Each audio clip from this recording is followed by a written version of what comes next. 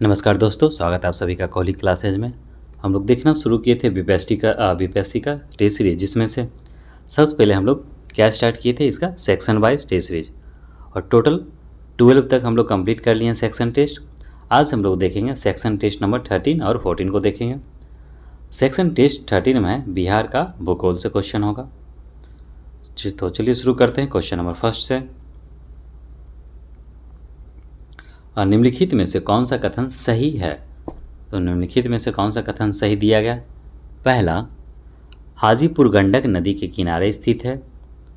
दूसरा, दियारा भूमि बाढ़ क्षेत्र की एक विशेष आकृति है।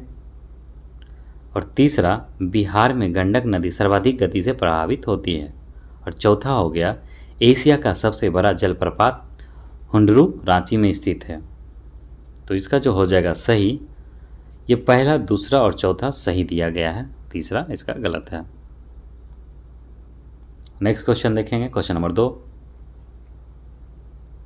नीलगाय के लिए प्रसिद्ध अभ्यारण्य, नीलगाय के लिए प्रसिद्ध अभ्यारण्य कौन सा है? तो ये भीम बांध हो गया, भीम बांध, option number C.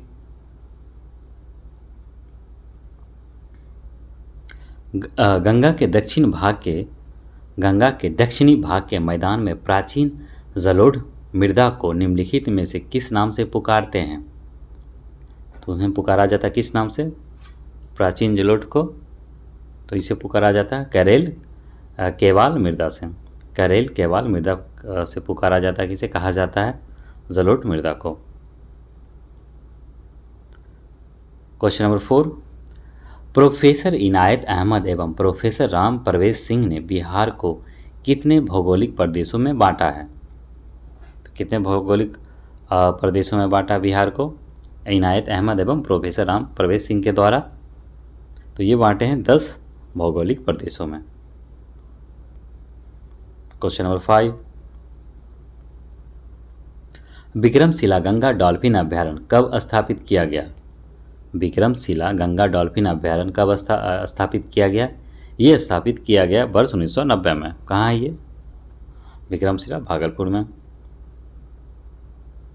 Question number 6। Bihar में निम्नलिखित में से कौन से समूह की नदियाँ गंगा अथवा उसकी सहायक नदियों में उत्तर की ओर से आकर मिलती है? तो उत्तर की ओर जो मिलेगा वो हो गया गंडक, कमला और बागमती। बलथर मृदा के संदर्भ में कौन से कथन सही हैं? तो इनमें से कौन सा कथन सही दिया गया? इसकी उर्वरता शक्ति अधिक होती है। दूसरा, यह अम्लीय प्रकृति की मृदा है, ये सही है। यह गंगा के मैदान की दक्षिणी सीमा पर मिलती है, तो ये भी सही है। तो इसका ऑप्शन नंबर हो गया सी हो गया, दूसरा और जो तीसरा है ये सही दिया गया है। Question number 8। बिहार के निम्न भागों में से कौन सा भाग भूतात्विक दृष्टि से अपेक्षाकृत प्राचीन है?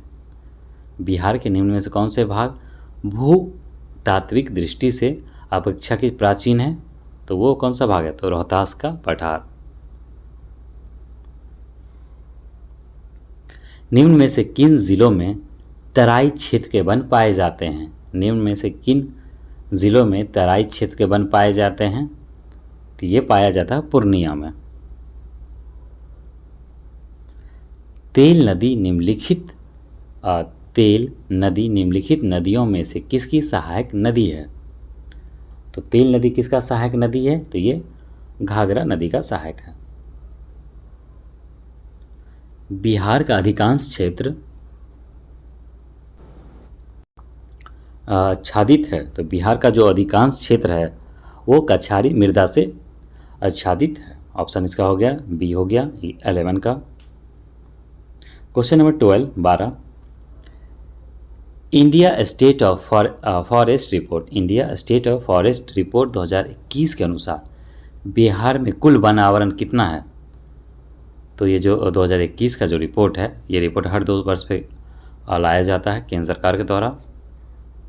तो उसके द्वारा जो बिहार का कुल वन आवरण है वो कितना है? ये है आपका 7380 वर्ग किलोमीटर। ऑप्शन नंबर हो गया इसका सेकेंड। निम्नलिखित में से गया जिले में कौन सा कुंड अवस्थित है? तो गया जिला में कौन सा कुंड अवस्थित है? अग्नि कुंड। बिहार में औसत वार्षिक वर्षा कितने सेमी होती है? बिहार में औसत वार्षिक वर्षा कितने सेंटीमीटर की होती है? ये होता है लगभग कितना 100.9 सेंटीमीटर, जिसे मान सकते हैं 101 सेंटीमीटर। बिहार के निम्नलिखित जिलों में से कौन सा जिला नेपाल के साथ सीमा साझा नहीं करता है?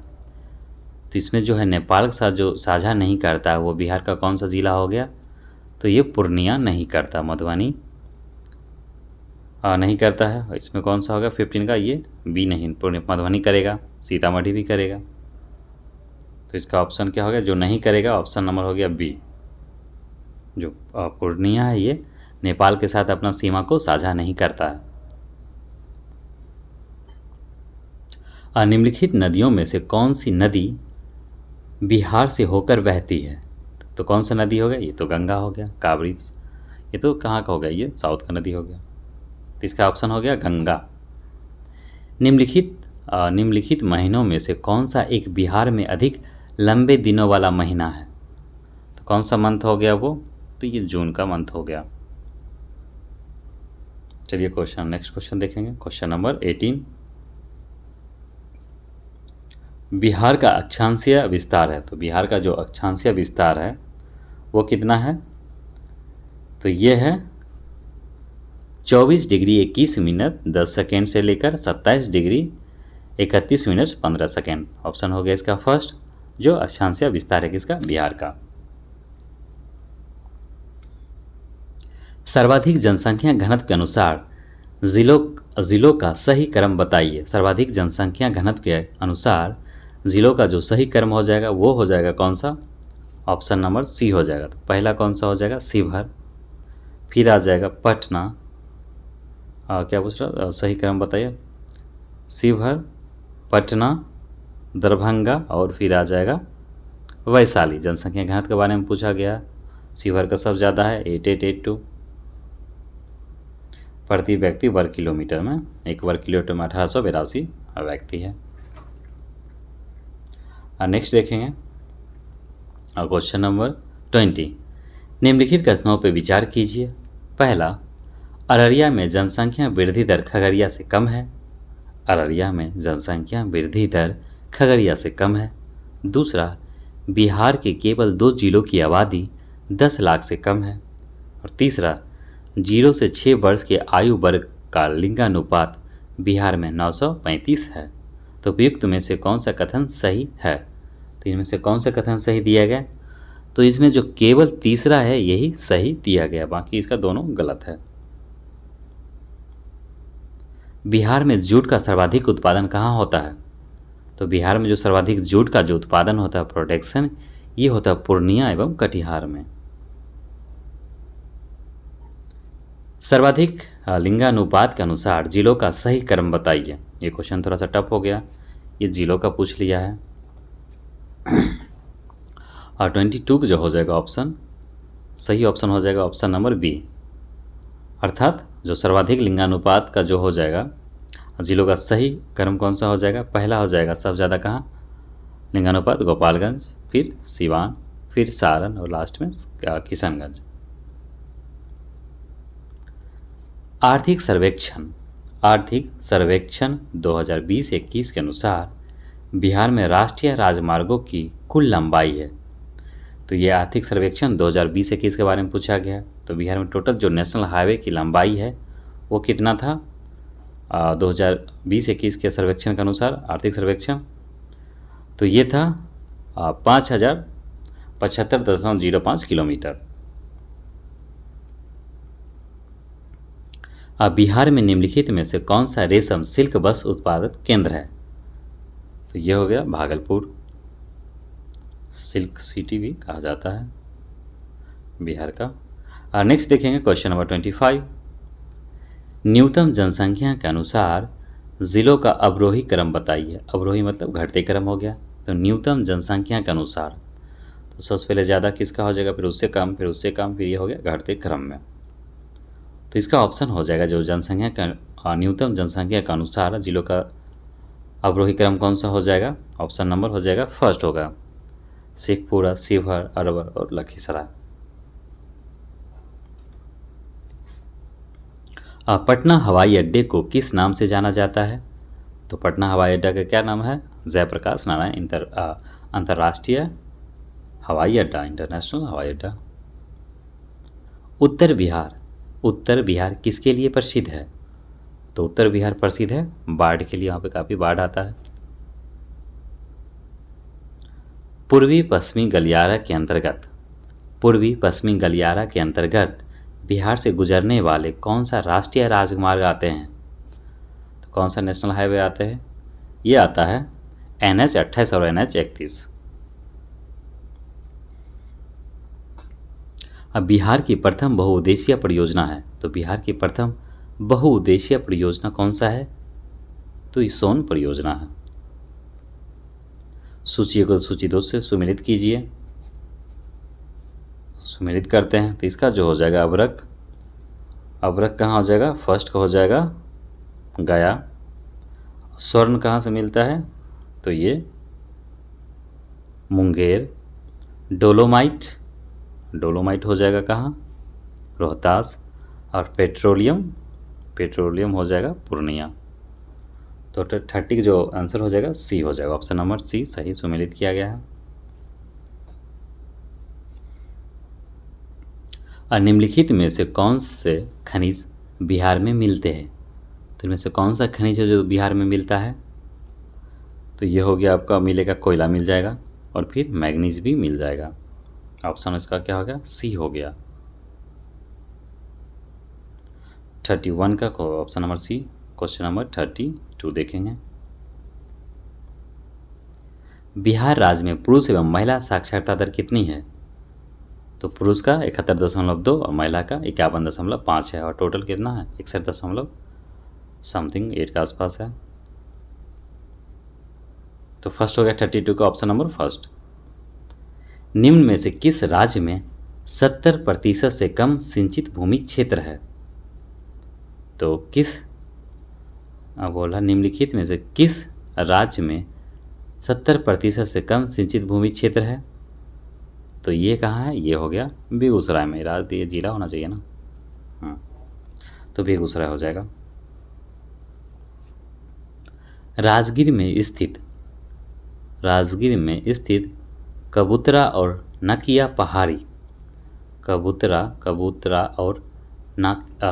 पहाड़ी क्षेत्र किस खनिज के लिए प्रसिद्ध है? तो ये प्रसिद्ध है सोना के लिए। निम्नलिखित जिलों में 2001 से 11 दशक के दौरान कहाँ सर्वाधिक जनसंख्या की वृद्धि हुई है? तो कहाँ हुआ सर्वाधिक डेकेड का वृद्धि? ये हुआ है मधेपुरा में। बिहार में कुल सिंचाई क्षमता का 53.53% विकसित किया जा चुका है। प्रदेश की कुल सिंचाई क्षमता है, तो कुल कितना है प्रदेश की कुल सिंचाई क्षमता? तो ये है 117.54 लाख हेक्टेयर का। सारण सिंचाई नहर निकलती है, तो जो सारण का सिंचाई नहर निकलती है, ये कहाँ से निकलती है? ये निकलता है गंडक से। निम्नलिखित में से कौन सा एक कथन सही नहीं है? तो इनमें से कौन सा है जो सही नहीं है? तो इसका जो हो जाएगा जो सही नहीं, ऑप्शन नंबर इसका 2 है जो सही नहीं, बाकी दोनों ये ए और सी सही है। अर्थात बिहार के भागलपुर में संथाल जनजाति निवास करती है, और सी संथाली जनजाति बंगाली भाषा का भी प्रयोग करती है। तो ए और सी इसका सही है, और इसका जो बी है 38 नंबर का वो गलत दिया गया है। निम्नलिखित में से कौन सा एक खनिज बिहार राज्य में उपलब्ध नहीं है? तो कौन सा खनिज उपलब्ध नहीं है बिहार राज्य में? तो ये हो गया क्रोमाइट, ये है उपलब्ध नहीं है बिहार में, बाकी अभ्रक यूरेनियम तो है। निम्नलिखित भू आकृतियों में से किसके द्वारा बिहार राज्य का उत्तर पश्चिमी भाग घिरा है? तो किसके द्वारा घिरा हुआ है? उत्तर पश्चिमी भाग। ये घिरा हुआ है सोमेश्वर की पहाड़ी श्रेणी से। फर्स्ट हो गया। क्वेश्चन नंबर 41 देखेंगे। निम्नलिखित में से किस जनजाति का आर्थिक जीवन कृषि, वन्य उत्पाद व मजदूरी पर आधारित है? तो किस जनजाति का? तो यह है कोरा जनजाति का। ऑप्शन हो गया बी, 41 का बी। क्वेश्चन नंबर 42 देखेंगे। निम्नलिखित में से किस राज्य में कृषि भूमि 60% से कम है? तो ये कहाँ कम है? तो बिहार में कम है। निम्नलिखित में से कौन से समूह की नदियाँ बिहार एवं उत्तर प्रदेश के बीच सीमा रेखा बनाती है? तो ये कौन बनाता है? ये बनाता है कर्मनासा, गंडक और घाघरा नदी। 43 का ऑप्शन नंबर सी हो गया। चीता, सांभर, चीतल इत्यादि के प्रसिद्ध अभ्यारण्य, चीता, सांभर, चीतल इत्यादि के लिए जो प्रसिद्ध अभ्यारण्य है वो कौन सा है? तो ये गौतम बुद्ध अभ्यारण्य है। अग्निशाह मिट्टी की प्राप्ति किस सेल समूह से होती है? तो ये होता है अवसादी सेल समूह से। निम्नलिखित में से किस नगर में बिहार औद्योगिक क्षेत्र विकास प्राधिकरण का क्षेत्रीय कार्यालय नहीं है? तो ये गया में नहीं है, बाकी पटना में है और भागलपुर में भी है। Question number 47। निम्नलिखित में से कौन एक बिहार औद्योगिक क्षेत्र विकास प्राधिकरण के उद्देश्य में शामिल नहीं है? तो कौन सा शामिल नहीं है? और जो शामिल हो गया पहला, भूमि अधिग्रहण करना, ये भी है। अधिसंरचना को विकसित करना भी शामिल है। और वाणिज्य फसलों के उत्पादन को प्रोत्साहित करना, ये शामिल नहीं है। किसमें शामिल नहीं है? तो ये बिहार औद्योगिक क्षेत्र विकास प्राधिकरण के उद्देश्य ये में शामिल नहीं है। कौन सा? तो वाणिज्य फसलों के उत्पादन को प्रोत्साहित करना। तो इसका ऑप्शन जो हो जाएगा, जो सही नहीं है, ऑप्शन नंबर सी जो है वो सही नहीं है, इसमें शामिल नहीं है, पूछा गया है तो इसमें ये शामिल नहीं है। अब बिहार में सिंदूर का जो उद्योग है वो कहाँ है? तो ये लखीसराय में है। निम्नलिखित में से कौन सा युग्म सही सुमेलित नहीं है? तो इसमें जो सही सुमेलित नहीं किया गया है, पहला जो है तराई, चंपारण हो गया, तराई का क्षेत्र, ताल हो गया पटना, बलथर का हो जो जहानाबाद नहीं होगा, तो इसमें जो यही सही नहीं दिया गया है। और क्वेश्चन नंबर 50 देखेंगे। बिहार में विंध्य युग की चट्टानों में आध्यात्मिक खनिजों की प्रधानता है। बिहार में विंध्य युग की चट्टानों में विंध्यन युग की चट्टानों में आध्यात्मिक खनिजों की प्रधानता है। राज्य में इन चट्टानों का वितरण है। तो राज्य में इन चट्टानों का वितरण कहाँ है? तो ये नवादा में है। बी हो गया। तो हमारा कंप्लीट होता है ये सेक्शन टेस्ट नंबर 13। इसका आंसर भी यहाँ दिया गया है, एक बार आप लोग इसे भी देख सकते हैं। तो अब हम लोग देखेंगे सेक्शन टेस्ट नंबर 14 जो बिहार की राज्य व्यवस्था से है। तो चलिए देखते हैं इसे। क्वेश्चन नंबर फर्स्ट है, संविधान के किस अनुच्छेद के अंतर्गत बिहार राज्य लोक सेवा आयोग गठित करने का प्रावधान है? तो यह अनुच्छेद 315 के तहत। बिहार लोक सेवा आयोग किस वर्ष अस्तित्व में आया था? तो ये आया था 1949 में।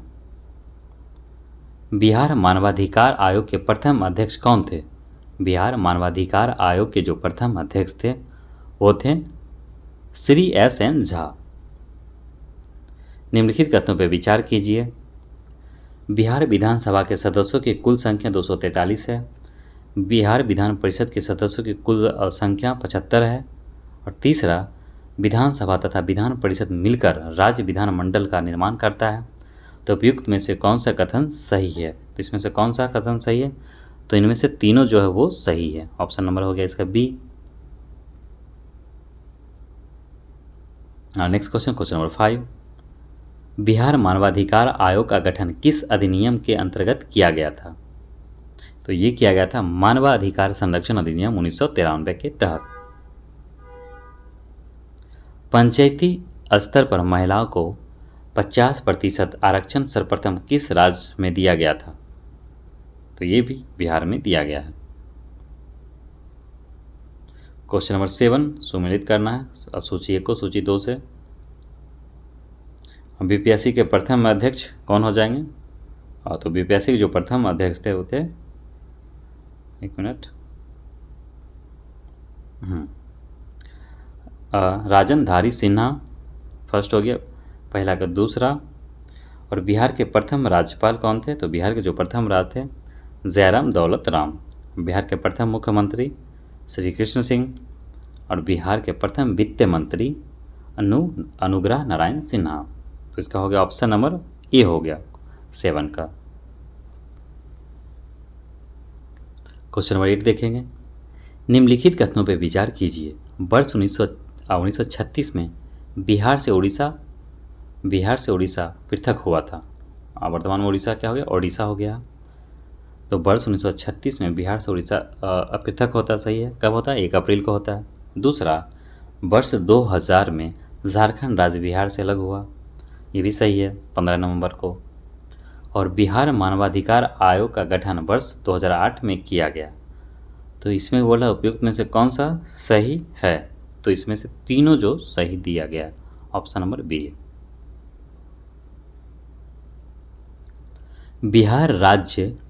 बिहार राज्य लोक सेवा आयोग बीपीएससी, तो जो है बिहार राज्य लोक सेवा आयोग के अध्यक्ष की नियुक्ति किसकी सलाह पर की जाती है? तो ये किया जाता है मंत्री परिषद की सलाह पर।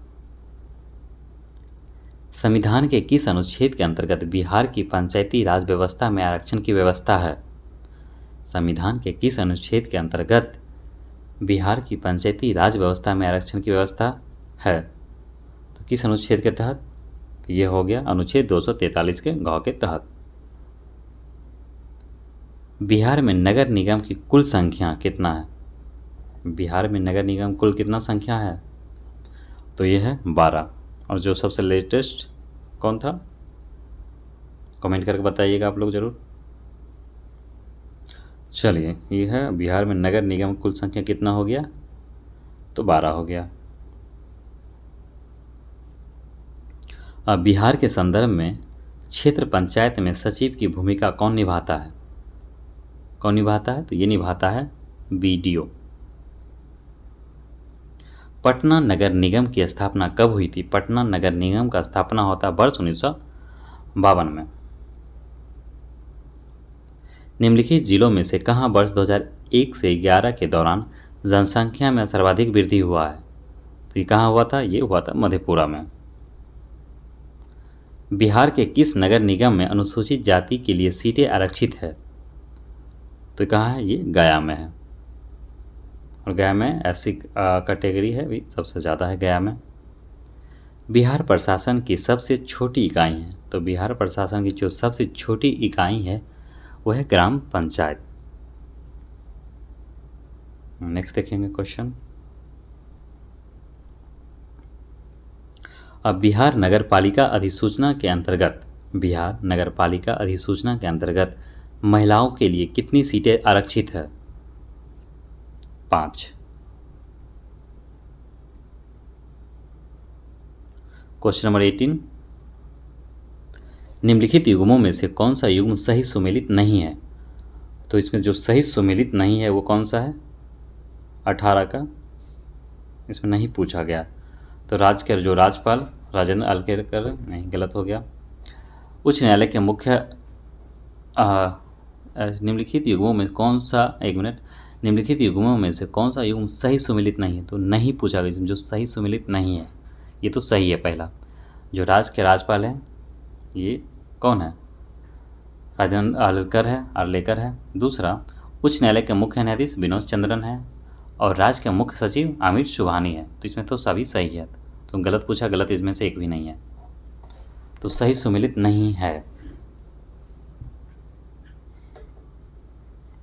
राज्य के मुख्य सचिव हो गए। सही है। तो चलिए इसका ऑप्शन क्या हो जाएगा, इनमें से कोई नहीं हो जाएगा। नेक्स्ट क्वेश्चन देखेंगे।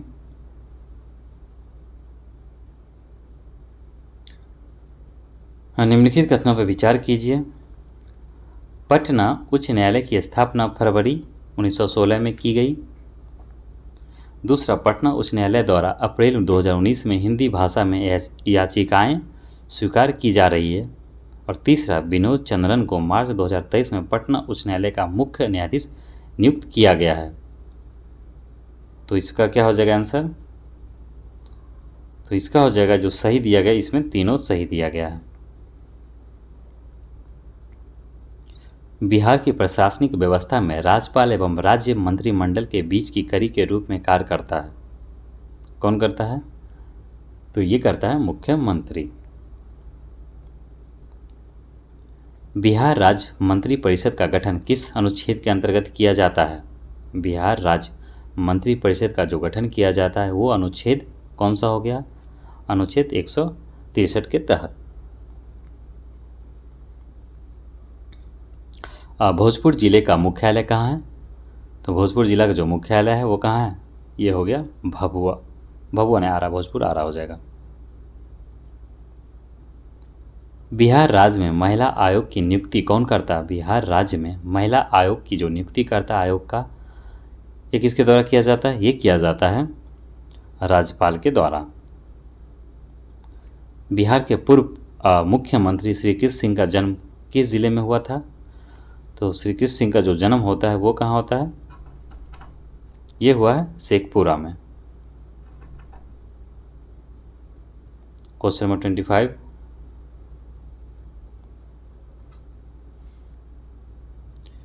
बिहार राज्य के जिलों में अधीनस्थ न्यायालय में कार्यरत न्यायाधीशों की नियुक्ति कौन करता है? इसे करता है राज्यपाल। क्वेश्चन नंबर 26 देखेंगे। बिहार विधानसभा में धन विधेयक प्रस्तुत करने से पूर्व किससे अनुमति लेना अनिवार्य है? तो किससे अनुमति लेना अनिवार्य है? तो राज्यपाल से अनुमति लेना अनिवार्य है धन विधेयक प्रस्तुत करते समय। Question number 27। बिहार राज्य के परिप्रेक्ष्य में राष्ट्रपति शासन किस अनुच्छेद के अंतर्गत लगाया जाता है? तो ये लगाया गया था अनुच्छेद 356 के तहत। बिहार राज्य की विधान परिषद के कितने सदस्यों का मनोनयन राज्यपाल द्वारा किया जाता है? तो 1/6 सदस्यों का। बिहार सचिवालय का गठन किस वर्ष किया गया था? तो बिहार सचिवालय का जो गठन किया गया था वर्ष 1912 में किया गया था। क्वेश्चन नंबर 30 देखेंगे। स्वतंत्रता के पश्चात बिहार का प्रथम राज्यपाल किसे नियुक्त किया गया? जयराम दास दौलत राम को। राज्य सरकारों का संवैधानिक प्रमुख कौन होता है? तो राज्य सरकारों का जो संवैधानिक प्रमुख होता है वो होता है राज्यपाल, और केंद्र में होता है राष्ट्रपति। बिहार सचिवालय में कुल कितने विभाग हैं? तो बिहार सचिवालय में कुल 34 विभाग है। किस वर्ष बिहार का विभाजन कर झारखंड का एक पृथक राज्य के रूप में गठन किया गया था? तो 2000 में किया गया था बिहार से झारखंड को अलग। Question number 34। किस अधिनियम के अंतर्गत बिहार एक राज्य बना था? किस अधिनियम के अंतर्गत बिहार एक अलग राज्य बना था? ये बना था भारत सरकार अधिनियम 1935 के तहत। बिहार एवं उड़ीसा 1 अप्रैल 1936 में अलग हुए थे। बंगाल से बिहार राज्य का गठन कब हुआ था? 22 मार्च 1912 को, और इसीलिए 22 मार्च को बिहार दिवस मनाया जाता है। बंगाल से अलग हुआ था बिहार। बिहार में विधानसभा का कार्यकाल कितना होता है? तो विधानसभा का जो कार्यकाल होता है कितना? 5 वर्ष होता है। और निम्नलिखित में से बिहार के मुख्यमंत्री को कालक्रम अनुसार आरोही क्रम में व्यवस्थित कीजिए। आरोही क्रम में व्यवस्थित करना है तो पहले हो जाए डॉक्टर श्री कृष्ण सिंह हो जाएगा, फिर भोला पासवान शास्त्री, और लास्ट में सरदार हरिहर सिंह हो जाए। ऑप्शन फर्स्ट हो गया। क्वेश्चन नंबर 39, बिहार का राज्यपाल अपने पद एवं गोपनीयता की शपथ किसके सम्मुख ग्रहण करता है? तो संबंधित राज्य के मुख्य न्यायाधीश के सम्मुख। बिहार में लोकायुक्त की नियुक्ति किस अधिनियम के अंतर्गत की जाती है? तो अधिनियम 2012 के तहत ये किया जाता है, लोकायुक्त की नियुक्ति। निम्नलिखित युग्मों में से कौन सा युग्म सही सुमेलित नहीं है? जो सही सुमेलित नहीं है उनमें से एक से अधिक हो जाएगा। तो नगर निगमों की जो संख्या कितना हो गया, 19 है बिहार में। और नगर परिषदों की संख्या कितना हो गया, 89। और नेक्स्ट जो हो गया आपका नगर पंचायतों की संख्या, तो नगर पंचायतों की संख्या हो गया 154।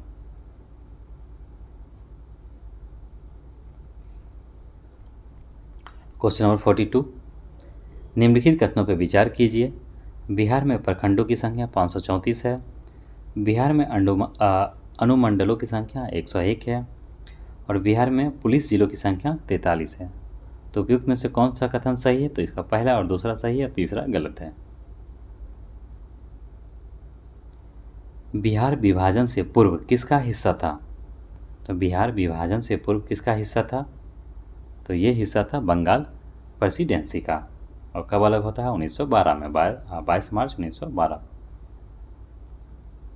क्वेश्चन नंबर 44 देखेंगे। निम्नलिखित कथनों पर विचार कीजिए।